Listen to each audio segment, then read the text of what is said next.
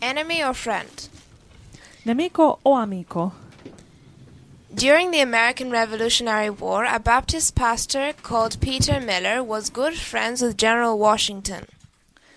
Durante la guerra rivoluzionaria americana, un pastore battista chiamato Peter Miller era un buon amico del generale Washington. Miller lived in Pennsylvania and found himself hounded and abused by an aggressive antagonistic man called Michael Whitman. Miller viveva in Pennsylvania e si trovò perseguitato e maltrattato da un uomo aggressivo e antagonista chiamato Michael Whitman. Whitman found himself arrested on suspicion of treason and sentenced to death. Whitman si trovò arrestato con l'accusa di tradimento e condannato a morte. The old preacher set out on foot and trudged the whole 110 kilometers to Philadelphia to plead for the man's life. Il vecchio predicatore partì a piedi e percorse tutti i 110 chilometri fino a Filadelfia per salvare la vita di questo uomo. Washington welcomed him and heard him beg for the traitor's life to be spared. Il generale Washington lo accolse e lo sentì implorare che la vita del traditore fosse risparmiata. He then addressed Miller. "I'm sorry, Peter, I cannot grant the life of your friend." Poi rispose a Miller: Mi dispiace, Peter, non posso concederti la vita del tuo amico. The preacher exclaimed, "My friend? He's the bitterest enemy I ever had." Il predicatore esclamò: Mio amico? È il nemico più acerrimo che ho. What? You walked 110 kilometers to save the life of an enemy? That puts the matter in a different light. I will grant the pardon. And he did. Cosa? Disse Washington. Hai percorso 110 chilometri per salvare la vita a un nemico? Questo mette la questione sotto una luce diversa.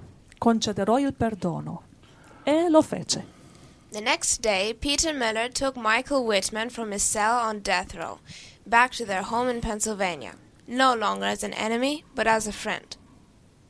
Il giorno dopo, Peter Miller riportò Michael Whitman dalla sua cella nel braccio della morte alla loro casa in Pennsylvania, ma ora Whitman era diventato suo amico. Matthew 5:44 and 46. But I say to you, love your enemies, bless those who curse you, do good to those who hate you, and pray for those who spitefully use you and persecute you. For if ye love those who love you, what reward have you? Do not even the tax collectors do the same? Matteo 5, 44 a 46. Ma io vi dico, amate i vostri nemici, benedite coloro che vi maledicono, fate del bene a quelli che vi odiano e pregate per quelli che vi maltrattano e che vi perseguitano. Se infatti amate quelli che vi amano, che premio ne avete? Non fanno lo stesso anche i pubblicani? Matteo 5, 44 e 46.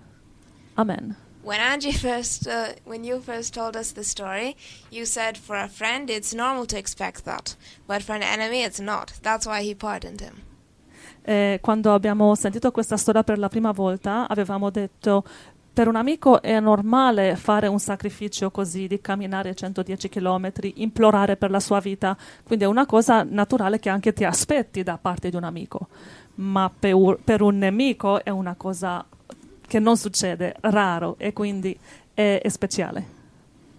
And that's why he pardoned him. Ed è per questo che Washington ha perdonato a questo traditore. And that's it about the story. E questo è tutto riguardo alla storia.